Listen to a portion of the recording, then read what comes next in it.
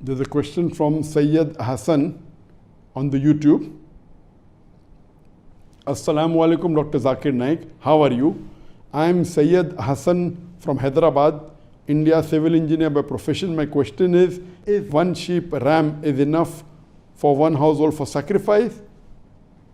The question is that is one ram or one sheep or one goat sufficient for sacrifice for one family? Is permitted.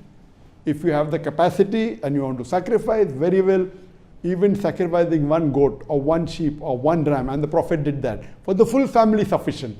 If you have the capacity and if you are wealthy and if you want to give one goat or one sheep per person, even that is permissible. Or you can take a cow and that can take care of 7 people in the household. But the basic question is, yes, one goat or one sheep on Eidul Adha, the 10th of Zilhijjah, or the 3 days following that, Ayyam Tashriq. Any of these 4 days, preferable but natural, is the first day on Eid. You can sacrifice one goat is sufficient for the complete family.